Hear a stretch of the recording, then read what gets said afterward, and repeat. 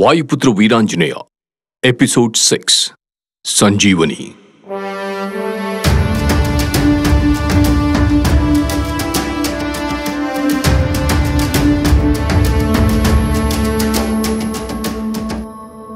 గరుత్మంతుడి సహాయంతో రామలక్ష్మణులు ఆపద నుండి బయటపడతారు. అది చూసిన రాముడి సైన్యం ఊపిరి పీల్చుకుంటారు. మరుసటి రోజు జరగబోయే యుద్ధం గురించి అందరూ చర్చించుకుంటారు. అలా ఆ రోజు ముగుస్తుంది. యథావిధిగా మరునాడు యుద్ధం ప్రారంభమవుతుంది. ముందు రోజు ఇంద్రజిత్తు చేసిన దానికి కోపంతో ఉన్న రాముడి సైన్యం భీకరంగా విజృంభిస్తారు. వారి విజృంభణాన్ని చూసి రాక్షస గణాలన్నీ బెంబలెత్తిపోతారు. మరోవైపు రామలక్ష్మణుల బాణాలకు రాక్షసుల శరీరాలు తునాతునకలుగా అవుతూ ఉంటాయి. దానికి భయపడిన రావణ సైన్యం ఇంద్రజిత్తు దగ్గరికి పరుగున వెళ్తారు. వారందరినీ చూసిన ఇంద్రజిత్తు ఏం జరిగిందని అడగగా వారు జరిగినది చెప్పుకొస్తారు. అదంతా విన్న ఇంద్రజిత్తు కోపంతో యుద్ధరంగానికి వస్తాడు. ఇంద్రజిత్తును చూసిన రామలక్ష్మణులు సరాసరి ఇంద్రజిత్తు మీదకు యుద్ధానికి వెళ్తారు. వారిని చూసిన ఇంద్రజిత్తు, మీరింకా ప్రాణాలతోనే ఉన్నారా? ప్రాణాలతో బయటపడ్డ మీరు సరాసరి వెనక్కి పారిపోకుండా మరలా మాతో యుద్ధానికి వచ్చారంటే సాహసమనే చెప్పుకోవాలి అని అంటాడు. అది విన్న లక్ష్మణుడు, సాలింపు నీ మాటలు, నీకు నా బాణాలతో సమాధానం చెప్తాను అని లక్ష్మణుడు మంత్రం ఉచ్చరించి తన దివ్యాస్త్రాన్ని ఇంద్రజిత్తుపైకి ప్రయోగిస్తాడు. వారి మధ్య యుద్ధం భీకరంగా జరుగుతూ ఉంటుంది. రామలక్ష్మణుల ధాటిని అంచనా వెయ్యని ఇంద్రజిత్తు వారి ముందు నిలవలేక తన మాయాశక్తితో అక్కడి నుండి అదృశ్యమవుతాడు. అలా రామలక్ష్మణులు మరియు వారి సైన్యం చేసే యుద్ధానికి రావణ సైన్యం క్షీణిస్తూ వస్తుంది. ఇదిలా సాగుతూ ఉండగా అకస్మాత్తుగా 4 గుర్రాల రథం ఆ యుద్ధరంగంలోకి ప్రవేశిస్తుంది. వచ్చింది ఎవరా అని వారందరూ చూడగా అది లంకకు అధిపతి అయిన రావణుడు. తనను చూసిన వారందరూ ఒక్కసారిగా నిభ్రాంతిపోతారు. అది ఎందుకనగా రావణుడు తనతో పాటు సీతను కూడా యుద్ధరంగానికి తీసుకువస్తాడు. అది అసలు ఎవ్వరూ ఊహించరు. అలా రాముడి సైన్యంతో పాటు రామలక్ష్మణులు కూడా చూస్తూ ఉండగానే సీతను రావణుడు తన రథం నుండి బయటకు తోసేస్తాడు. సీత కొరకై 1000 కళ్లతో ఎదురు చూస్తున్న వారందరి మనసు ఒక్కసారిగా చలించిపోతుంది. వెనువెంటనే రావణుడు ఒక భీకర నవ్వు నవ్వి ఆ రథంలో నుండి కిందకి దూకి తన ఖడ్గంతో సీతాదేవి తల మొండాన్ని ఒక్క వేటుతో వేరు చేస్తాడు. అది చూసిన వారందరూ ఒక్కసారిగా ఉద్వేగానికి గురవుతారు. రాముడు తన చేతిలో ఉన్న కోదండాన్ని విడిచి అక్కడే స్తంభించిపోతాడు.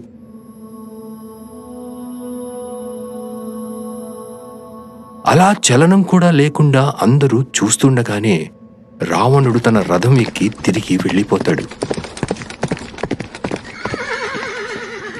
ఇదిలా ఉండగా వానర సైన్యంలో కొందరు ఈ వార్తను విభీషణుడికి చేరుస్తారు.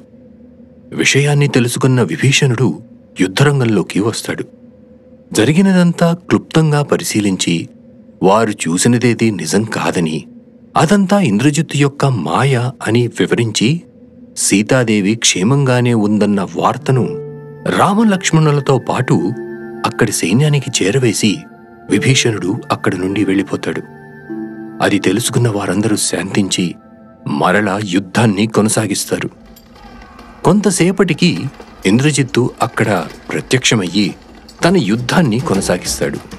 అలా యుద్ధం సాగుతూ ఉండగా ఇంద్రజిత్తు అకస్మాత్తుగా మాయమయ్యి తన మాయాజాలంతో మేఘాల నుండి యుద్ధం చేయడం ప్రారంభిస్తాడు. 1000 సంఖ్యల్లో బాణాలను సంధించి అది బాణాల వర్షమా అన్నట్టుగా యుద్ధాన్ని కొనసాగిస్తాడు. రాముడి సైన్యం మొత్తం ఆ బాణాల పరంపరను ఎదుర్కొంటూ ఉండగా ఇంద్రజిత్తు ఒక్కసారిగా అందరి మీదకి తన బ్రహ్మాస్త్ర ప్రయోగాన్ని చేస్తాడు.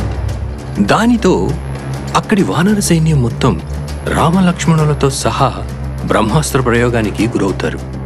ఇక్కడితో యుద్ధం ముగిసిందని భావించి ఇంద్రజిత్తు అక్కడి నుండి నిష్క్రమిస్తాడు. కొద్దిసేపటికి విభీషణుడు అక్కడికి వచ్చి కుప్పకూలిపోయిన వారందరినీ ఒక్కొక్కరిగా వెతకడం మొదలు పెడతాడు. ఇంతలో హనుమంతుడు లేస్తాడు. తనను చూసిన విభీషణుడు, హనుమా, నువ్వు బానే ఉన్నావా అని అడుగుతాడు. దానికి హనుమంతుడు, నేను బానే ఉన్నాను విభీషణ, మన వారందరూ ఎలా ఉన్నారో చూద్దాం పద అని హనుమంతుడు మరియు విభీషణుడు చెరొక దిశలో వెళ్తారు. అలా వెతుకుతూ ఉండగా విభీషణుడికి జాంబవంతుడు కనిపిస్తాడు. అప్పుడు విభీషణుడు జాంబవంతుడిని లేపి, మీరు ఎలా ఉన్నారు అని అడుగుతాడు. దానికి జాంబవంతుడు, హనుమంతుడు ఎలా ఉన్నాడు విభీషణ అని ప్రశ్నకు ప్రశ్న వేస్తాడు. అది విన్న విభీషణుడు ఆశ్చర్యంతో, అదేమిటి, మీరు మీ గురించి గాని రామలక్ష్మణుల గురించి గాని మీ సహచరులైన సుగ్రీవ అంగదుడి గురించి గాని అడగకుండా కేవలం హనుమంతుడి గురించి మాత్రమే అడగటం మాకు ఆశ్చర్యంగా ఉన్నది అని అంటాడు. దానికి జాంబవంతుడు, ఒక్క హనుమంతుడు బతికుంటే వానర సైన్యం మొత్తం బతికున్నట్టే. హనుమంతుడి లేని వానర సైన్యం శూన్యంతో సమానం అని అంటాడు. దానికి విభీషణుడు, హనుమంతుడు క్షేమంగానే ఉన్నాడు, మన వారి కోసం వెతుకుతున్నాడు అని అంటాడు. ఆ తరువాత విభీషణుడు హనుమంతుడిని జాంబవంతుడి దగ్గరికి తీసుకొస్తాడు. వారందరినీ కాపాడటానికి ఔషధి పర్వతాన్ని తీసుకురమ్మని జాంబవంతుడు హనుమంతుడికి చెప్తాడు.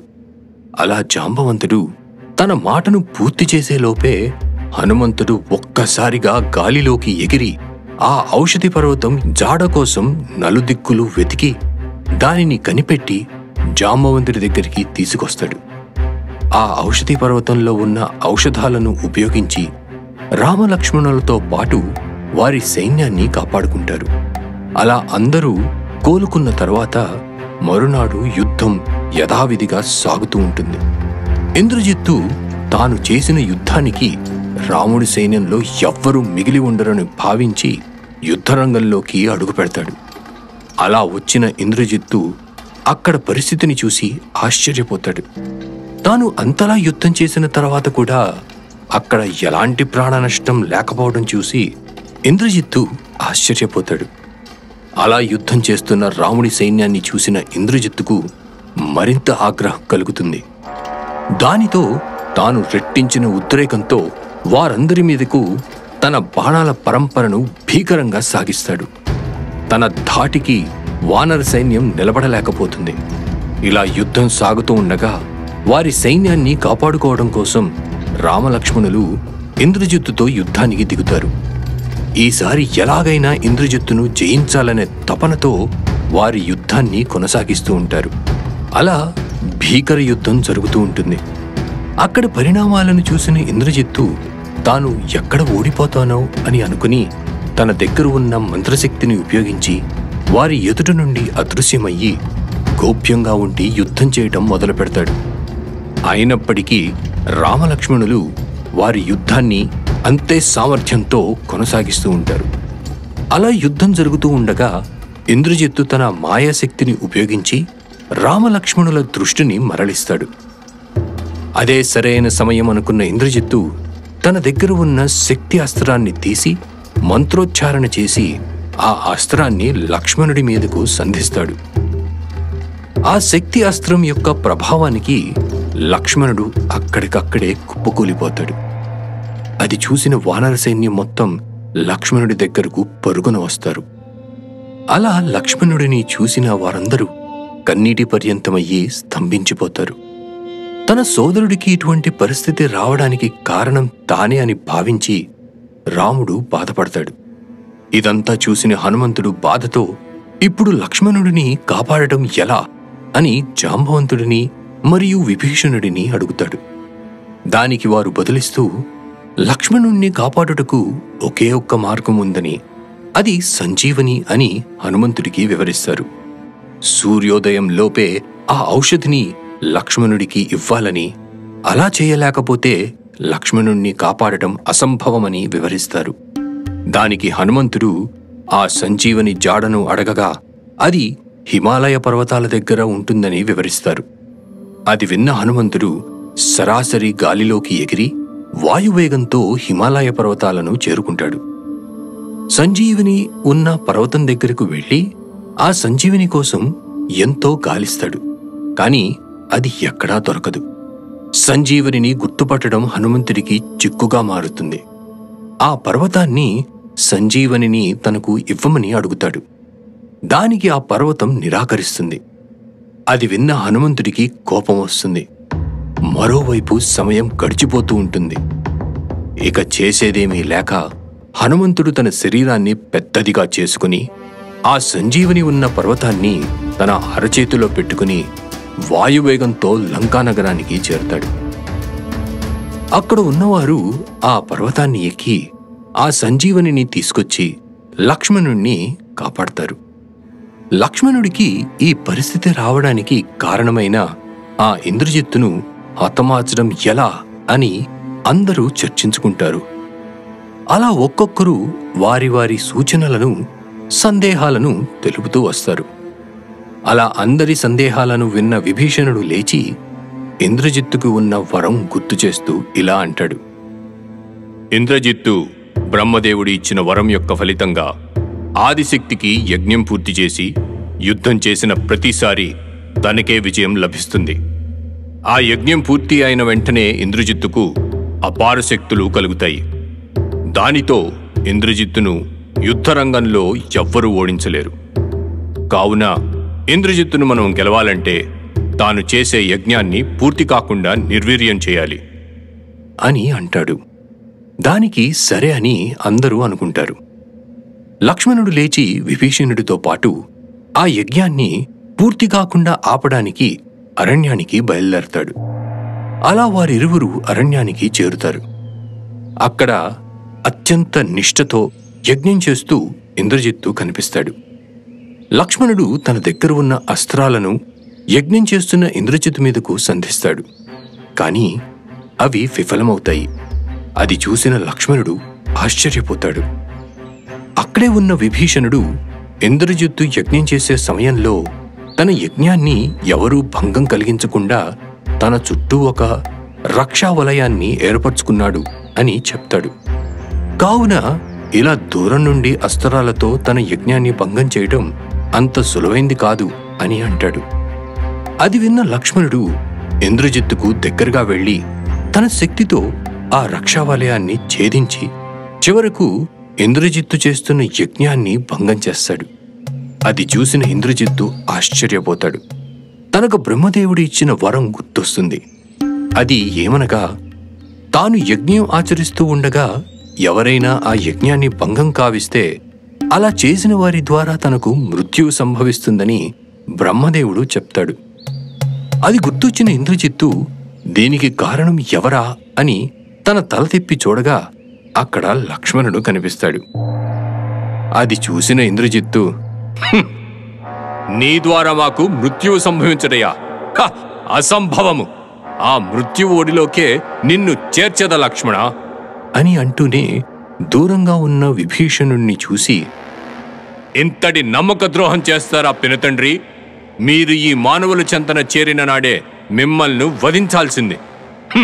ముందు ఈ లక్ష్మణుణ్ణి వధించి మీ వద్దకు వచ్చదా అని ఇంద్రజిత్తు అంటూనే లక్ష్మణుడు మరియు విభీషణుడు చూస్తుండగానే అమాంతంగా గాలిలోకి లేచి పెళపెళమనే శబ్దం చేస్తూ ఆకాశం నుండి ఒక వెలుగు వచ్చి ఆ వెలుగులో నుండి తన విల్లును వారి కళ్ల ముందే తీసుకుని లక్ష్మణుడి మీదకు బాణాలను సంధించటం ప్రారంభిస్తాడు. వారిరువురి మధ్య యుద్ధం మొదలవుతుంది. ఒక్కొక్కరు వారి దగ్గర ఉన్న దివ్యాస్త్రాలను ప్రయోగించడం మొదలు పెడతారు. ఒకరిని మించి ఒకరు యుద్ధం చేస్తారు. కానీ ఎన్ని అస్త్రాలను ప్రయోగించినా కూడా ఓడని ఇంద్రజిత్తును చూసి లక్ష్మణుడు ఆశ్చర్యపోతాడు. మరోవైపు ఇంద్రజిత్తు ప్రయోగిస్తున్న బాణ పరంపరతో లక్ష్మణుడి శరీరం పూర్తిగా రక్తమయమవుతుంది. అయినప్పటికీ లక్ష్మణుడు తన సంకల్ప సిద్ధితో యుద్ధాన్ని కొనసాగిస్తూనే ఉంటాడు. తన దగ్గర ఉన్న అస్త్రాలన్నిటినీ ప్రయోగించిన లక్ష్మణుడికి ఏం చేయాలో తోచక చివరగా తన విల్లును ఆకాశం వైపు ఉంచి ఒక బాణాన్ని తీసి ఇంద్రజిత్తు వైపుకు గురిపెట్టి, మా అన్నగారు తన జీవితం మొత్తం ధర్మాన్నే ఆచరించి ఉంటే అది నిజమే అయితే ఈ బాణం ఆ ఇంద్రజిత్తును వధించుగాక అని అనుకొని ఆ బాణాన్ని ఇంద్రజిత్తు మీదకు సంధిస్తాడు. అదే సమయంలో ఇంద్రజిత్తు లక్ష్మణుడిపై ప్రయోగించిన దివ్యాస్త్రాన్ని ఛేదించుకుంటూ వెళ్లి లక్ష్మణుడి బాణం ఇంద్రజిత్తు యొక్క తల మొండాన్ని వేరు చేస్తుంది. అలా ఇంద్రజిత్తు మరణిస్తాడు.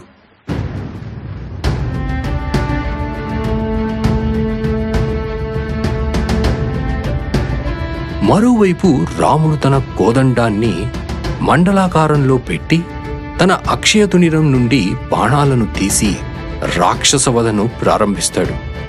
రాముడు తన అక్షయతునిరం నుండి బాణాన్ని ఎప్పుడు కోదండానికి పెట్టి సంధిస్తున్నాడో ఆ రాక్షసులకు అర్థం కూడా కానంత వేగంగా రాముడు బాణాలను సంధిస్తూ ఉంటాడు. వానర సైన్యం చూస్తుండగానే కేవలం 2 జాముల గడియలోనే రాముడు ఎన్నో వేల మంది రాక్షసులను తన బాణాలతో మట్టు పెడతాడు. ఆ విధంగా యుద్ధం చేస్తున్న రాముడిని వానర సైన్యంతో పాటు రాముడి సైన్యంలో ఉన్న ప్రముఖులు కూడా చూస్తూ ఉండిపోతారు. మరోవైపు లక్ష్మణుడు ఇంద్రజిత్తును వధిస్తాడు. అలా ఆ రోజు యుద్ధం ముగుస్తుంది. ఇంద్రజిత్తు మరణంతో రాముడి సైన్యం మొత్తం వారి హర్షాన్ని వ్యక్తం చేస్తారు. మరోవైపు ఇంద్రజిత్తు మరణ వార్తను విన్న రావణుడు ఉన్న చోటనే కృంగిపోతాడు. ఇక్కడితో ఈ ఎపిసోడ్ సమాప్తం.